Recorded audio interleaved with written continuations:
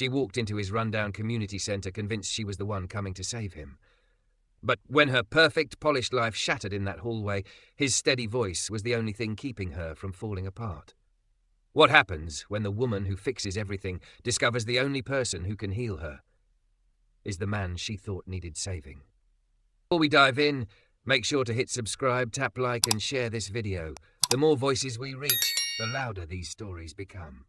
And drop your city in the comments. Let's see where love finds us. Avery Cross had built her whole life around making sure nothing looked broken. Her email signature had 3 lines of titles. Her calendar was a slab of colour blocks from 6 a.m. to 9 p.m. Her wardrobe was carefully curated, body-hugging dresses in blacks and creams that wrapped around her thick, curvy frame like they'd been cut for her alone. She knew how people looked at her in meetings. The way their eyes dragged from her hips back up to her face, surprised when she opened her mouth and strategy fell out instead of something shallow. Control was her religion. Control and fixing things. So when HR at the agency announced a community partnership initiative, Avery signed up before anyone could volunteer her for something stupid. She chose Eastbridge Community Haven because its website made her itch. Pixelated logo, clashing fonts, a homepage that took 12 seconds to load. Support our youth, with no clear ask. It screamed of good intentions and terrible execution. Perfect, she thought. I can actually help them. The building was smaller than she expected. Wedged between a laundromat and a discount furniture store, its faded blue door sagged on the hinges. Handwritten flyers were taped everywhere, after-school tutoring, grief support, mindful Mondays, each cut from different coloured paper, none aligned. She hesitated on the sidewalk, smoothing her dress over her hips with one hand, balancing a leather tote full of mock-up ideas on the other. The city wind tugged at her blonde waves, cool against the sweat at the back of her neck. You're fine, she told herself. You talk Fortune 500 CEOs into 7-figure campaign overhauls. A community centre is not going to scare you. Inside, the air smelled like lemon cleaner and crayons, with a faint undertone of something fried from the cafe down the block. A receptionist with tired eyes and a warm smile waved her toward the back. Malik's in the music room, last door on the left, she said. He's been talking about this meeting all week. Avery blinked. Talking about her? Why? She moved down the hallway, heels clicking against scuffed linoleum, the sound echoing over laughter and low voices. Each open doorway revealed something different. Kids hunched over worksheets, a circle of older women knitting, a little boy asleep on a beanbag chair. She found him before she reached the door. A low, steady voice floated down the hall, counting softly. In for 4. Hold for 2. Out for 6. One more time. In. 2, 3, 4. She slowed, reaching the doorway and leaning just enough to see without stepping in. Malik sat on a milk crate-turned chair, a battered acoustic guitar across his lap. He was taller than she'd imagined from his emails, his shoulders broad, brown skin glowing in the harsh fluorescent light. His hair was cropped close, a neatly trimmed beard framing a mouth currently curved in gentle encouragement as he watched the semicircle of teenagers at his feet. They weren't scrolling on their phones. They weren't rolling their eyes. They were breathing with him, eyes closed, hands resting on their knees.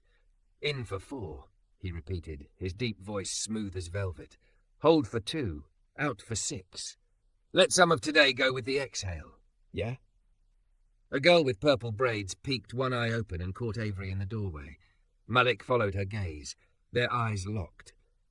For a split second, Avery felt exposed, like his gaze slid past the professional mask to the tired woman underneath, the one who woke up at 3 a.m. with her heart racing, who sometimes sat in her car at lunch scrolling rentals for apartments she'd never lease, cities she'd never move to. Then he smiled. Warm, easy. You must be Avery, he said, voice rising just enough to carry without breaking the calm in the room. Our marketing superhero finally in the flesh. Heat flushed her cheeks. She straightened, hitching her tote higher on her shoulder. That's me, she said, defaulting to brisk. Sorry, I didn't mean to interrupt. I can wait outside until you're done. You're not interrupting. Malik nodded toward an empty chair in the corner. You can sit if you want. We're just finishing check-ins. 5 minutes. Avery hesitated. Her calendar, synced to her watch and phone, buzzed against her wrist with a reminder. Client report draft due. The buzzing felt like judgment. But the eyes of half a dozen teenagers were on her now, curious. She crossed the room and sank into the chair, trying to tuck her curves into something smaller. Her dress pulled slightly across her thighs. She crossed her legs, then uncrossed them, suddenly aware of everything, of too much. The kids went around one by one. "My mom worked another double," the purple-braided girl said. "I'm tired." "My brothers kept fighting. I didn't sleep," a boy muttered, picking at a frayed thread on his sleeve. "I almost freaked out in math, actually left the room," whispered another. Malik listened to each one like they were the only person in the building. No rushing, no coddling, no at leasts. Just, "Thanks for telling us." "Or you're here now, that counts." When a boy's voice shook, Malik's hands shifted on the guitar, but he didn't fill the silence. He let the kid breathe. In for 4, hold for 2, out for 6. Avery's jaw unclenched without her permission. Her own shoulders drifted down a fraction of an inch. That knot that lived at the base of her skull loosened, just a little. She glanced at the warped posters on the wall. "You are enough. Your anger isn't ugly." Printed on cheap paper, tape peeling at the edges. All she could think was, "I could do so much better than this. I could make this place look like what he's actually doing." By the time the teens dispersed in a cloud of chatter and backpack zippers, Avery's foot had stopped its nervous tapping. Malik waited until the last one had drifted out, pausing to fist bump a tiny kid who'd been lingering in the doorway, before turning fully to her. "Okay," he said, exhaling as if resetting between worlds. "Now I'm all yours, Miss Cross." "Avery," she corrected automatically. "Miss Cross is my mother." "Got it, Avery." He tested the name like he was tasting it, not just saying it. His gaze flicked over her, heels, curve-hugging dress, perfectly winged eyeliner, but instead of the quick, hungry scan she knew too well, he just looked interested, present, like he was taking in information, not rating her. She cleared her throat, dropping her tote onto the nearest table and pulling out her notebook, a stack of printed screenshots clipped together. "I did a quick audit of your digital presence," she began, slipping into her familiar script. "Your branding is inconsistent, your donation flow is confusing, and your messaging doesn't clearly convey your impact. That's what I'm here to fix." Malik's lips twitched. "Fix, huh?" "Yes," she said. "You're clearly doing good work. But if you want funding to keep doing it, you need clarity. You need a story that makes sense to people who don't come here, who don't see this." She gestured vaguely around them. "Every day." "And you can give us that," he said, not as a challenge but as a quiet conclusion. "I can," she replied, chin lifting. "I work with national brands. This is what I do." He nodded slowly. "I'm glad you're here, then." The way he said it caught her off guard. Not grateful in the desperate way she expected. Oh, thank God, someone with skills. But sincere, centered. She flipped to the first page of screenshots, letting the safety of structure wrap around her. "Your homepage loads in 12 seconds on mobile. That's a lifetime. People bounce. I can redesign it, streamline your copy, create a donor journey." "Avery." He said her name gently, and it made her stop. "What?" she asked. Malik set the guitar aside and leaned forward, forearms resting on his knees. Up close, she could see faint silver scars on his fingers, the way his knuckles were thickened, hands that had done work that wasn't just chords and PowerPoints. "Before we jump into everything that's wrong," he said, "can I ask you something?" She bristled. "I didn't say everything was wrong. I said, 'How are you?'" he interrupted quietly. The question landed like a stone in a still pond. She blinked. "I'm fine. We're not here to talk about me." He tilted his head. "We're here so you can help us, and you will. But I don't really do the thing where someone walks into this room and stays invisible." "I'm not invisible," she snapped, heat flashing. "I know." His eyes didn't flinch. "That's the point. You came in like you were already apologizing for taking up space." Her mouth opened, then closed. No one talked to her like this. Clients saw bullet points, not breathing. Colleagues saw competition. Men saw her body first, her brain second, if at all. "Look," she said tightly, straightening the stack of papers that didn't need straightening. "I'm just here to fix your website." "And I'm just here to run some music and breathing sessions," he said softly. "But life has this rude habit of being bigger than the job description." He let the quiet grow between them, not uncomfortable exactly, just exposed. "I'm fine," Avery repeated, but it sounded thinner, even to her own ears. Malik's gaze gentled. Okay, then humour me. 1 minute, sit, both feet on the floor. I really don't have time for 1 minute, he said again. You can go back to fixing us after. Something in his tone, firm but not commanding, made resistance feel childish. Without quite knowing why, she sat fully back in the chair, planting her heels on the scuffed linoleum. Close your eyes if you want, he said, or don't. Your call. Just breathe with me. She exhaled sharply. I know how to breathe. Sure, he said. But when was the last time you noticed it? Her throat tightened. She didn't have an answer. Malik's voice dropped low, slow. In for 4. 1, 2, 3, 4. Hold for 2. 1, 2. Out for 6. 1, 2, 3, 4, 5, 6. Avery stared at him, refusing to close her eyes. But somewhere between the second and third breath, her own lungs synced with his count. Her pulse, always a little too fast, loosened its grip on her chest. In for 4. Hold for 2. Out for 6. Her phone buzzed in her bag. For the first time in years, she ignored it. As the last exhale shuddered out of her, something unexpected burned behind her eyes. She swallowed hard. See? Malik said quietly. You helped us by coming. I'm just making sure you get something back. She was the one who'd come to fix this place, to polish and package it. But as she sat there, heart beating slower than it had all week, Avery felt something terrifying and undeniable. Whatever this man was doing in this worn-out room with his battered guitar and soft voice, it wasn't just for the kids. It was already undoing her. The next week, Avery told herself the breathing thing had just been a weird moment. She had put it into a box in her head. Unnecessary, slightly embarrassing, not to be repeated. She'd gone back to her glass-walled office, to the glow of twin monitors and the constant ping of Slack, and she'd thrown herself into what she understood. Research, wireframes, mood boards. Her desktop was covered in file names. Eastbridge Brand V1, Donaflow V3, Malik Notes. She worked late 3 nights in a row, dark curls escaping her clip as she hunched over her keyboard, curves folded into an office chair designed for someone taller, narrower. She crushed a deck for a tech client in half the time, but every time she tried to fully focus on corporate numbers, her mind drifted back to kids sitting on scuffed floors and a man with a battered guitar saying in for 4. She hated that. By Friday, she had a prototype homepage, a tagline she almost liked, and a carefully arranged cluster of mock-up posters. It was enough. It had to be. She arrived at Eastbridge 15 minutes early, thighs brushing as she slid from the back seat of her rideshare, a tight black skirt hugging the curve of her hips. Her blouse was soft ivory, her lipstick a dark berry, almost defiant against her fair skin. If anyone here doubted she knew what she was doing, they could read her confidence in the line of her body. Inside, the front desk was empty. Voices drifted from the big multi-purpose room. She followed them, clutching the tube of posters like a shield. The room was fuller than last time. A circle of folding chairs, teenagers, a few moms. A boy no older than 12 clutched his knees, shoulders shaking.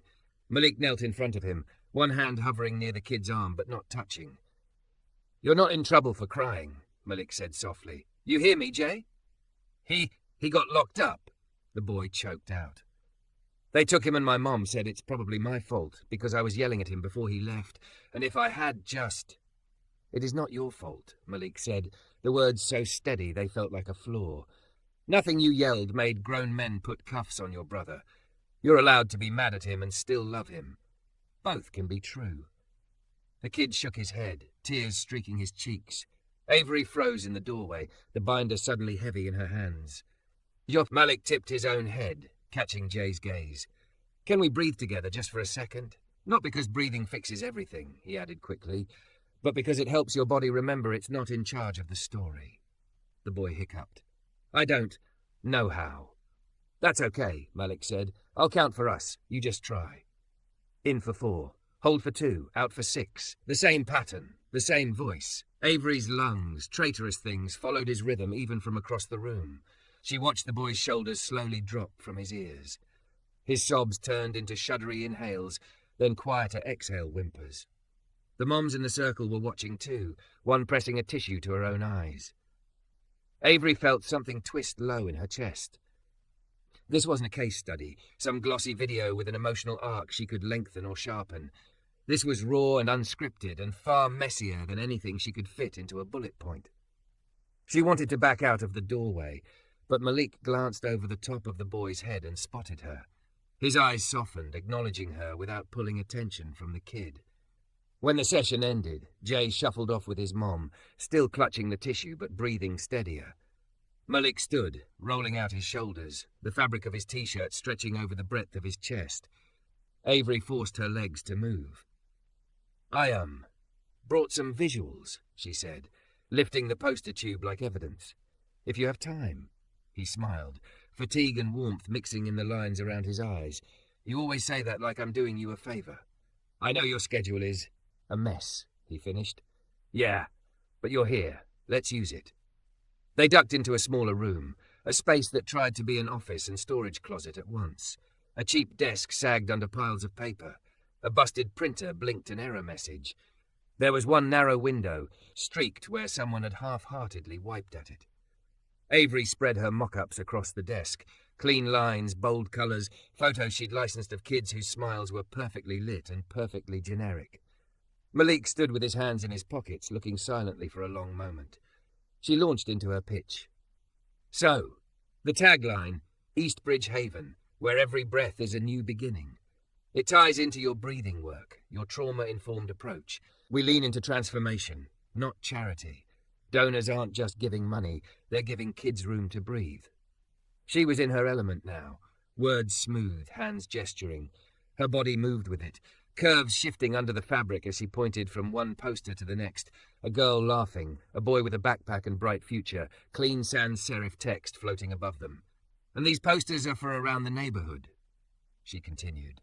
Simple, eye-catching. We highlight 3 pillars, safe space, creative healing, future paths, each with a kid, a quote, a call to action. Avery. He said her name the way he had before, gently, and it snagged her mid-sentence. What? She asked, defensive, before he'd even said anything. Malik's gaze moved slowly over the images. They're beautiful, he said. They really are. But these aren't our kids. They don't have to literally be your kids, she countered. We can schedule a real photo shoot later. These are just placeholders. He picked up one poster. The model was a black boy about 15, head thrown back in laughter, teeth perfect, hoodie spotless. Jay doesn't look like this when he walks in here, Malik said quietly. Half the time he looks like he hasn't slept. He doesn't laugh like this yet. When donors see this, they'll think we're selling them a product you can unwrap and put on a brochure. That's not what we do. Heat crept up Avery's neck. People need hope, she said. If we show too much brokenness, they'll turn away. This is how you get them in the door. And then what? He asked, still gentle, which infuriated her more than if he'd snapped. We bait them with polished smiles and hide what's actually happening? That's not what You're good at this, he said, and there was no doubt in it. I can see it. But I need you to understand something. They're not campaigns to me. They're kids. I look them in the eye every day. I can't flatten them into before and after pictures. She crossed her arms, the movement pulling her blouse tighter across her chest. She saw his eyes flick down and back up, not lingering, and she hated that a tiny part of her noticed that he noticed, even while she burned. You brought me in to fix your messaging, she said tightly. This is how messaging works. I brought you in because you said you wanted to help, he replied. Helping isn't the same as fixing. His words landed harder than she expected. For a second, the room blurred at the edges. Her phone started buzzing on the desk, vibrating against a stack of paper. She glanced at the screen, director, brand strategy. Her stomach swooped. Sorry, she muttered, already reaching. I have to take this. She stepped into the hallway, pressing the phone to her ear. Hey, Meredith. The voice on the other end was sharp as glass. Where are you? I told you. I'm at Eastbridge, the community partner thing. Well, while you're off doing your little charity project, our biggest tech client just called me. They hated your last deck. Said, and I'm quoting, it feels like she phoned it in. Avery's heart slammed against her ribs. What? That's not. I did everything I don't care what you did, Meredith snapped. I care that they're threatening to go to another agency. I need a completely new direction by Monday. You understand me? Monday. It was already Friday afternoon. Her brain did the math, stacking hours like bricks until the wall threatened to topple. Yes, she said. Her own voice sounded far away. I'll figure it out. You'd better, because I'm not going to bat for you again if this tanks. The call disconnected. The hallway swayed.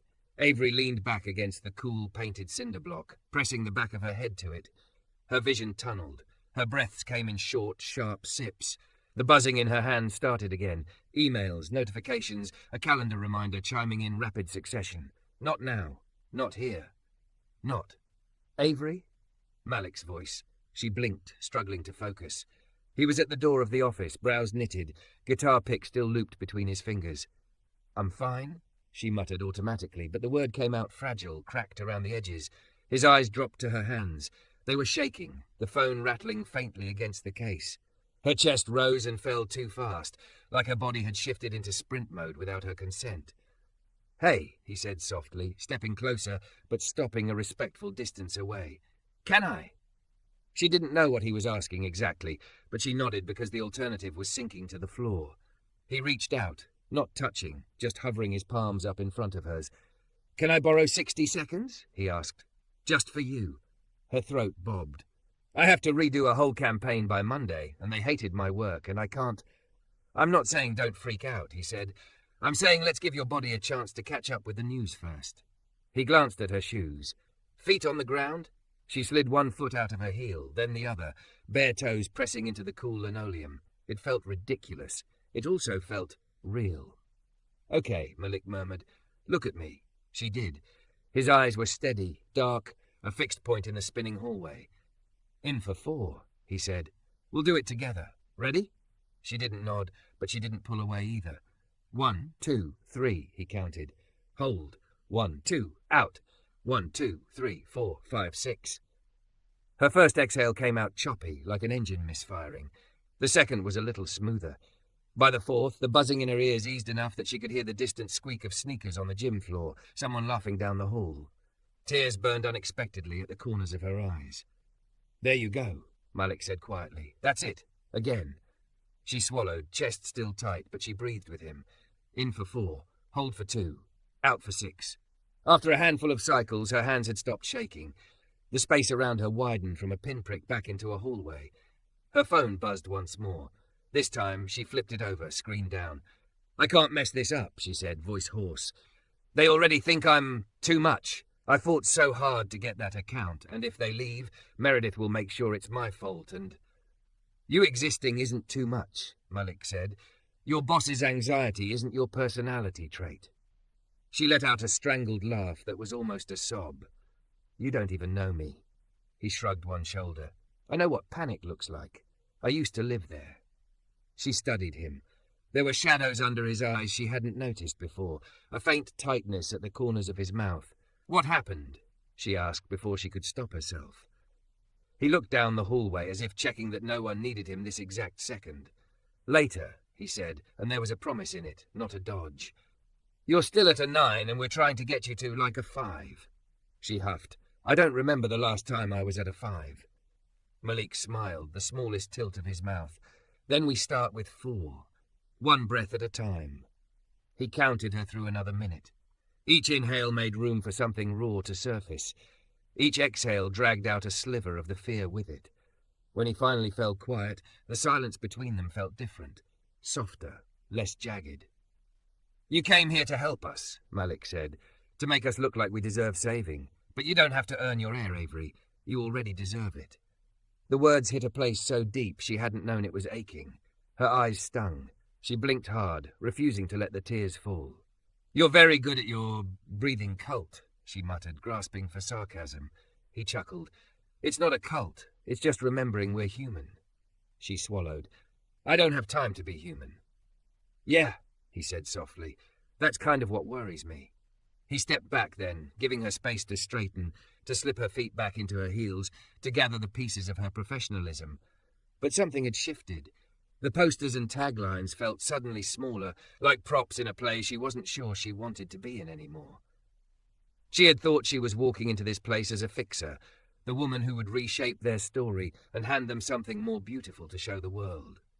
Instead, standing barefoot for a moment in a dingy hallway, breathing to a count that wasn't hers, Avery had the unnerving sense that this man, this place, was quietly, steadily, rewriting her. 3 weeks later, Avery almost walked past the building without recognizing it.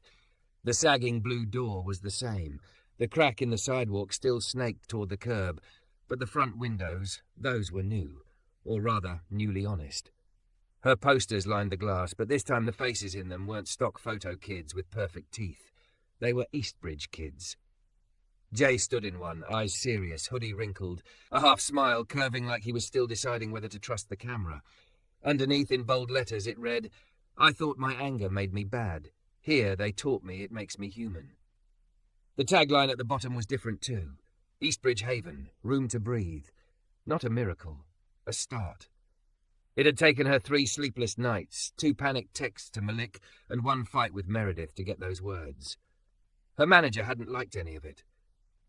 "We don't have time for side projects," Meredith had snapped last week, voice sharp over speakerphone. "Focus on clients who pay you, Avery." "This matters," Avery had said, surprising even herself with how steady she sounded. "And if you want that tech client to stay, you're going to let me bring what I'm learning here into their campaign, instead of running me into the ground." There had been a long, dangerous pause. Avery had felt her heart slam against her ribs, breaths trying to stutter into panic. She'd counted, silently. In for 4, hold for 2, out for 6. "Fine," Meredith had bitten out at last. "You get your sandbox. Don't drown in it." But the new deck had landed. The tech client had loved the stripped-back human approach. "Feels real," they'd said. "Less polished, more honest." They'd renewed for another year. Avery had sat in the empty conference room after that call and laughed, wild and shaky. Then she texted Malik a photo of the signed contract and 3 words. "You were right." Now, standing on the sidewalk in front of Eastbridge, she adjusted the drape of a deep green dress over her hips and squared her shoulders. The fabric hugged her curves without apology. She'd almost worn something looser, something that hid more. Instead, she'd stared at herself in the mirror and heard his voice in her head. "You don't have to earn your air." She'd chosen the dress that made her feel like a yes. Inside, the building hummed. It was donor night, a small open house for local businesses and potential partners. The air smelled like lemon cleaner, coffee, and nervous hope. "Whoa," breathed the receptionist as Avery passed. "It looks amazing." "It looks like you," Avery said, nodding toward the posters lining the hallway. "That's the point." She found Malik in the multi-purpose room, wrestling with a tangled string of lights. He'd traded his worn T-shirt for a button-down that still somehow managed to look soft. The sleeves were rolled to his forearms, veins and faint scars catching the light. "Electrical fire waiting to happen," she said by way of greeting. He glanced over his shoulder, grinning when he saw her. "You doubting my interior design skills?" "I'm doubting your grasp on basic wiring," she replied, stepping in. Their fingers brushed as she took the string of lights from him. The contact was brief, but her skin tingled where they'd touched. He noticed. She saw it in the fractional hitch in his breath before he looked up at the ceiling again. "How's the big client?" he asked, reaching for tape. "Still terrified of feelings," she said. "But they like the campaign, so I get to keep my job for now. And you told your boss you weren't dropping us," he added. She blinked. How did you know that?" He shrugged. "You texted me 12 variations of should I say this, and then the messages just stopped. I guessed you went through with it." Avery remembered that afternoon, her thumbs hovering over the keyboard, panic clawing at her throat. She remembered standing in the tiny office bathroom, locking the door, and breathing until the walls stopped closing in. "I didn't say it as eloquently as you coached me," she admitted, "but I said enough." "That's all boundary is," Malik said. "Enough that you can still recognize yourself in the mirror afterward." She busied herself with anchoring the lights along the wall, partly to hide the way her face was heating. "What about you?" she asked, forcing casual. "Everything ready?" He hesitated. She glanced back and saw it then, the tightness around his eyes, the way his shoulders were just a little too square. "What?" she asked. "What happened?" He exhaled through his nose. "We didn't get the grant," he said. "The big one I told you about, they went with another org across town." "Oh," she said softly. "Malik, I'm sorry." "It's not your job to fix it," he replied automatically. "I know," she said, and she did. For the first time, the words didn't sting. "But I can still be sorry." He sank into a chair, elbows on his knees. I keep telling these kids there's room to breathe, and then the rent goes up, the donors disappear, the grants fall through. Sometimes it feels like I'm putting bandages on a dam. She set the last bit of lights in place and walked over, heels quiet on the worn floor. You're allowed to be tired, she said, even if what you're doing is good. He huffed a humorless laugh. That's the sermon I give everyone else. Yeah, well, she sat in the chair beside him, their knees almost touching. Considerate, reflected back. The room buzzed as volunteers moved chairs, set out paper cups. Music drifted from someone's phone. Somewhere down the hall, a kid's cackle cut through the noise like a bell. Malik rubbed his thumb over the edge of a guitar pick. You know why I started doing the breathing stuff? He asked suddenly. She shook her head. I used to pass out, he said, voice even but distant. Panic attacks so bad I'd black out. Lost a job because of it. Lost some people too, in ways that had nothing to do with my lungs, but everything to do with not knowing how to listen to what my body was screaming. Her chest tightened. I'm sorry, she whispered. He nodded once. Therapist taught me the counting. In for 4, hold for 2, out for 6. I hated it at first, felt stupid. But then, it gave me this tiny slice of control right when everything in my head said there wasn't any. I promised myself if I ever got to a place where I could help someone else find that slice, I would. She looked at him, really looked. The steadiness she'd taken for granted had been built, breath by stubborn breath, on top of chaos. You think I've been healing you, he said quietly, eyes flicking to her face. But watching you fight for yourself, set boundaries, that's been something for me too. Her throat worked. You're not supposed to say that, she managed. You're supposed to be the endlessly wise guide in my personal growth montage. He chuckled. Sorry to ruin the fantasy. I'm just a guy trying not to spin out when I open the mail. A volunteer appeared at the door. Malik, the donors are starting to arrive. He stood, smoothing invisible wrinkles from his shirt. For a second, she saw the flicker of panic that crossed his face. He masked it quickly, but not quickly enough to fool her. They're just people, she said, echoing what he'd told Jay, not judges, not gods. Yeah, he said, but they get to decide whether we keep the lights on. She swallowed. Hey, he turned. She stepped closer, heart thudding. Look at me. His eyes met hers. For once he looked like the one on the edge of running. In for 4, she murmured. Come on. A small, surprised smile tugged at his mouth, but he obeyed. 1, 2, 3, 4, she counted. Hold. 1, 2, out. 1, 2, 3, 4, 5, 6. They breathed together. The circle reversed, again and again. His shoulders dropped a fraction, the line of his jaw softened. See, she said, quietly proud.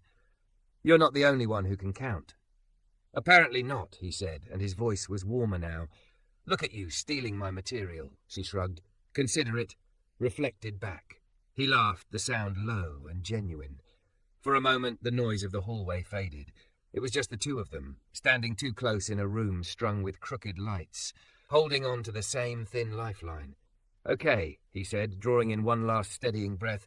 Let's go convince some people we're worth believing in. You already are, she said, before she could stop herself. He held her gaze, something fierce and soft flickering there. So are you. The night blurred.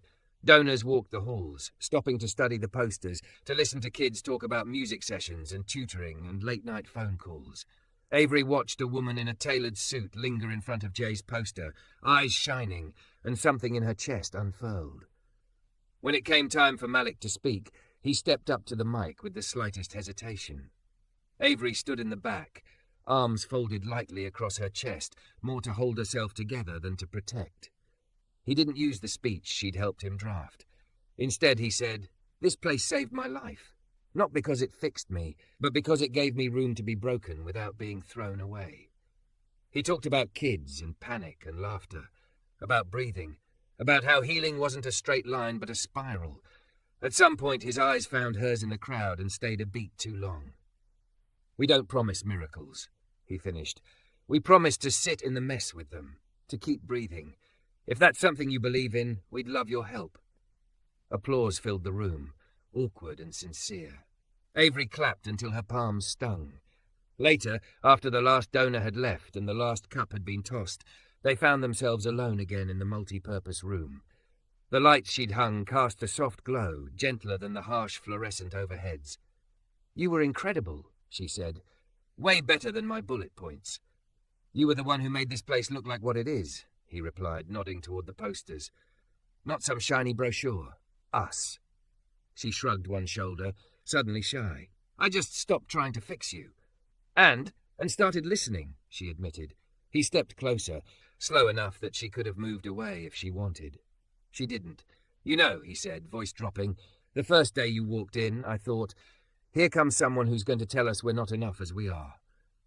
Ouch, she said, wincing. I was wrong, he added. You didn't just help us tell our story, you let us change yours.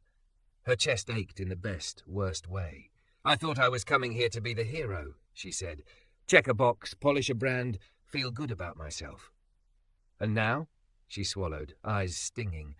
Now I'm learning I don't have to be a project manager for my own heart, that I can be messy, human, and the world won't end.